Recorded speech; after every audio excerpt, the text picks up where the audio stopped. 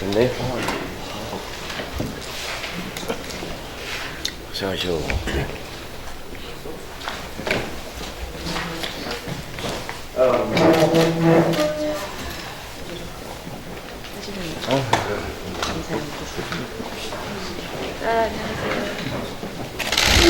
네, 인사 좀 하겠습니다. 비엔말. 네? 비엔말. 비엔말 하라고?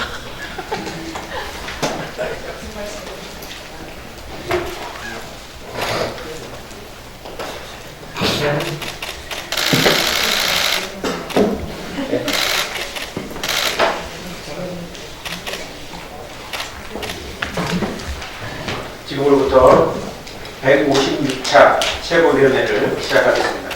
먼저 이어져서 본방에 들어가시기 바랍니다.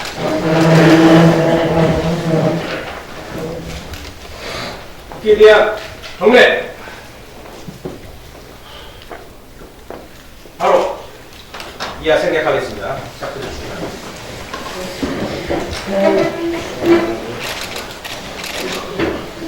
두 분 전에 먼저 정동영 대표님의 모두 발언이 있겠습니다. 예, 나는 추워지는데 전선은 뜨거워지고 있습니다. 김기현 대표의 단식 농성은 불행한 일입니다. 개혁 저항 단식, 개혁 저항 농성. 과거 역대 야당 여야의 주을 건 투쟁은 민주주의를 위한 투쟁이었고 개혁을 위한 투쟁이었습니다. 그래서 한국 사회를 한 걸음씩 밀고 왔습니다. 황 대표는 잘못된 전선에 몸을 던진 거라고 생각합니다. 개혁을 위한 일에 지금이라도 추진하시기 바랍니다. 모레 토요일 날 국회 앞에서 오후 3시 민주평화당 그리고 7개 원내외 정당과 시민사회 정치개혁 공동운동이 선거제 개혁을 위한 여의도 불꽃 집회를 개최합니다. 선거제 개혁은 민주평화당 없이 여기까지 올 수 없었습니다. 선거제 개혁의 불씨를 살린 정당도 민주평화당이었고 예산 연계 투쟁을 통해서 선거제 개혁의 불꽃으로 만든 정당도 민주평화당이었고 그리고 이제 8분 응선을 넘어서 마지막 불꽃 집회를 이번 토요일 날 개최합니다. 정부 여당에 촉구하고자 합니다. 개혁에 머뭇거리는 여당은 개혁 여당으로 자격이 없습니다. 촛불 집회 만 3년이 지나고 있습니다. 2019년 지금 11월 하순 3년 전 2016년 11월의 주말을 기억해 보십시오. 뜨겁게 타올랐던 촛불 집회. 문재인 후보를 대통령으로 만드는 것 이외에 촛불 집회는 아직 촛불 혁명으로 승화되지 못하고 있습니다. 어떤 제도 개혁도 이루어진 바가 없습니다. 단지 대통령 시행령에 의해서, 대통령 명령에 의해서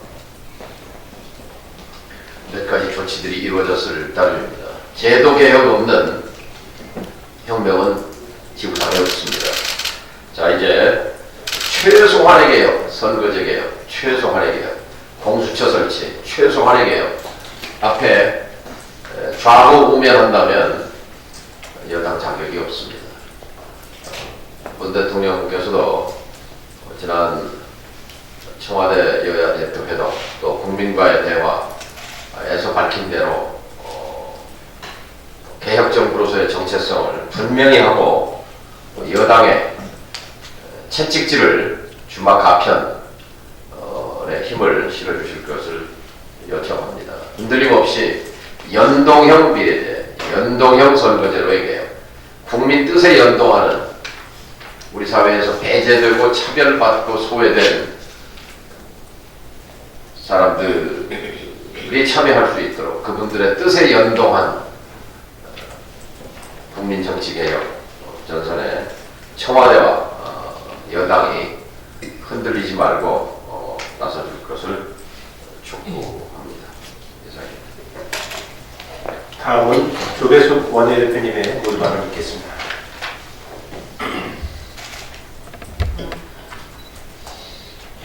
한미 방위비 분담금 협상에서 보여주는 미국의 태도가 굉장히 실망스럽습니다. 마크 에스퍼 미국 국방장관은 연말까지 합의가 안 되면 주한미군 감축도 고려할 거냐는 질문에 우리가 무엇을 할지 안 할지 예상도 추측도 하지 않겠다고 답했습니다. 주한미군 감축을 협상 카드로 삼은 것입니다. 해리 해리스 주한미국 대사가 지난 7일 이해운 국회 정보위원장을 불러 방위비 분담금을 5배 올려야 한다고 압박했다는 것이 드러났습니다. 해리 대사는 그제 협상 중단 직후에도 한국 기자들을 대사관저로 불러서 한국이 의미 있는 제안을 갖고 와라. 공은 한국에 있다고 말했습니다. 미국은 지금 한미 동맹의 견고함을 훼손시키고 대한민국 국민들의 자존심을 건드리고 있습니다. 미국의 요구는 사례도 맞지 않습니다.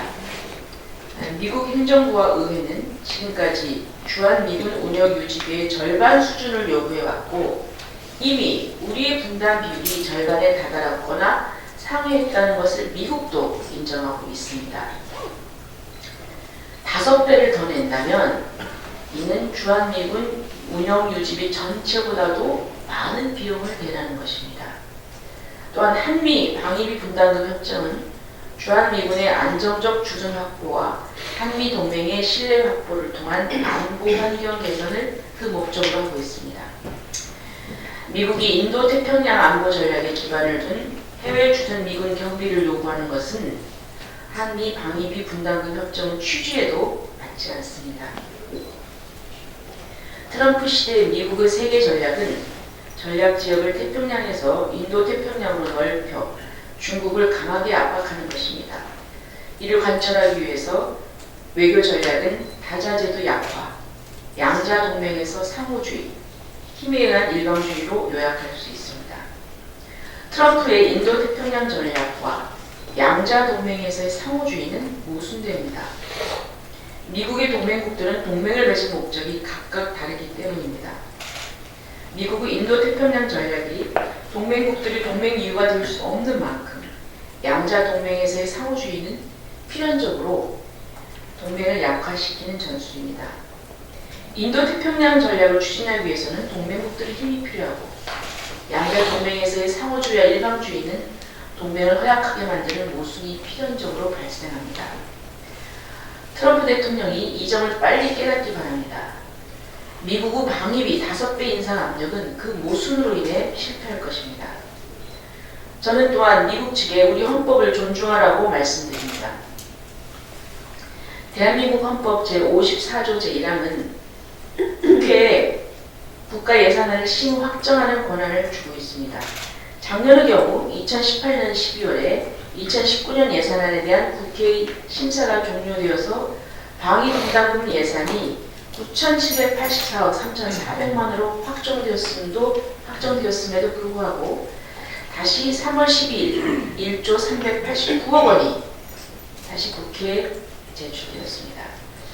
과거 방위비 분담금 특별협정 비준 동의안 처리를 보면 1999년 4차 특별협정 이후에는 다음의 예산을 국회가 심의 협정하지 못하는 사태가 관행처럼 계속되고 있습니다.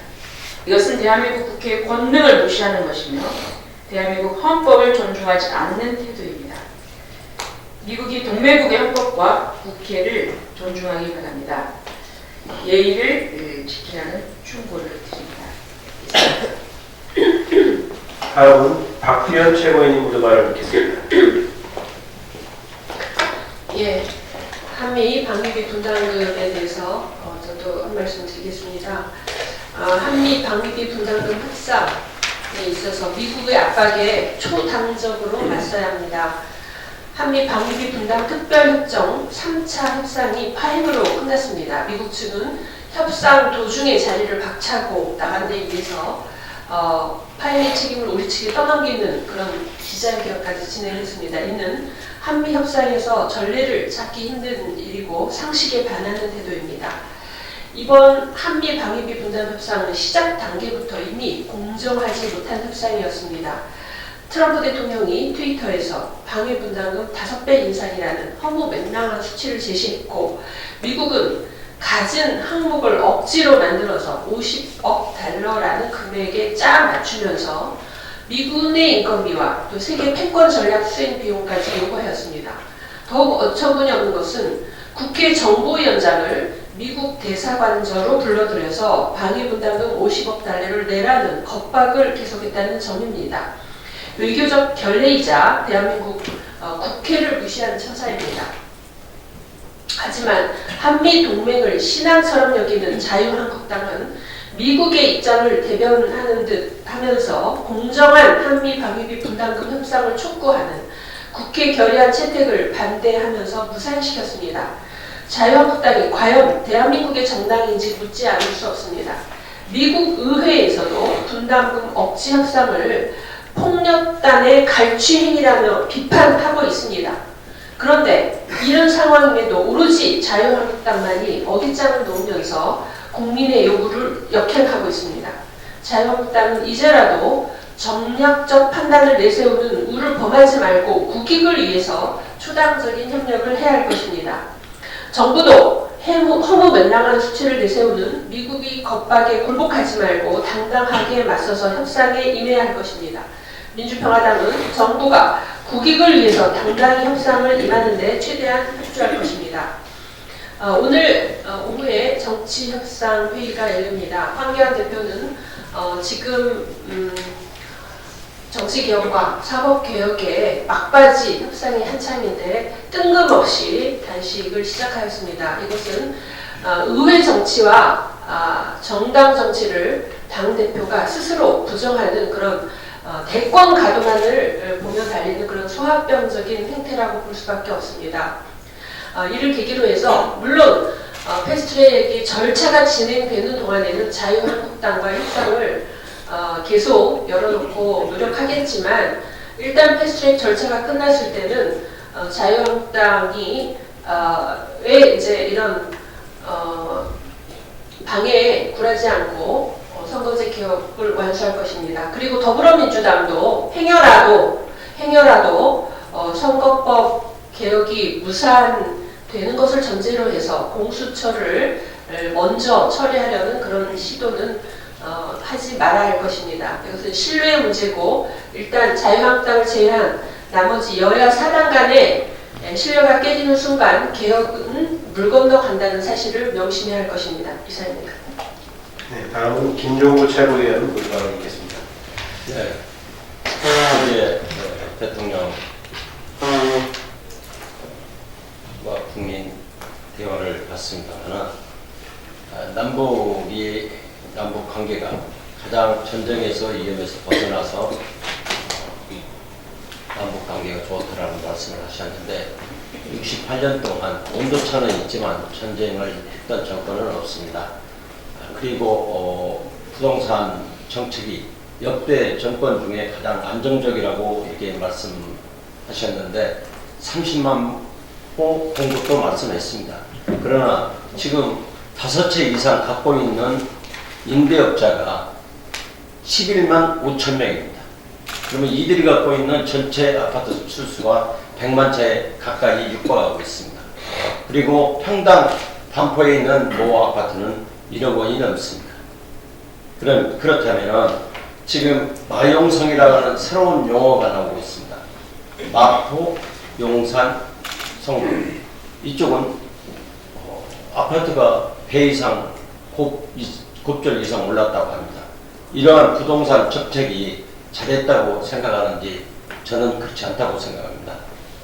갈수록 더 어려운 사람들이 또 젊은 사람들이 집장만 하기가 더욱더 어려워졌다 이렇게 보고 성공한 부동산 정책이 아니라고 생각합니다.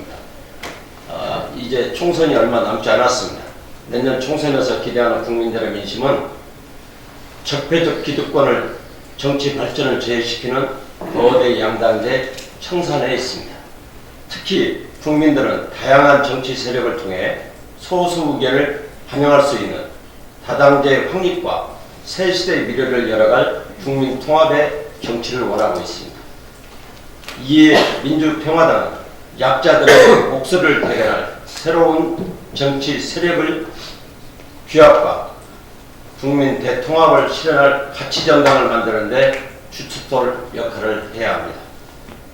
또한 분열된 호남정치 세력을 통합하는 데도 민주평화당이 주도적인 역할을 해 나가야 합니다. 제3비대 통합 필요성은 지역 차별의 부당한 예산 편성을 과정뿐만 아니라 서민들의 삶을 위한 제도적 개혁 등 국민 눈높이에서 맞는 정치를 하기 위해서는 반드시 이루어내야 하는 정치 수고이라고 합니다. 왜냐하면 국민들은 정치가 내 삶의 발목을 잡지 않았으면 하면서 하루하루를 살아가고 있기 때문입니다. 민주평화당은 내년 총선을 대비해 모든 당력을 결집한 소상공인 연합 등 각 소수 정당과 연대를 굳건히 하면서 아울러 통합정치 주도를 위한 각고의 노력도 아끼지 않아야 한다고 생각합니다. 이상입니다. 이상으로 모두 발언을 모두 마치겠습니다. 지금부터 비공개 회의로 전환하겠습니다.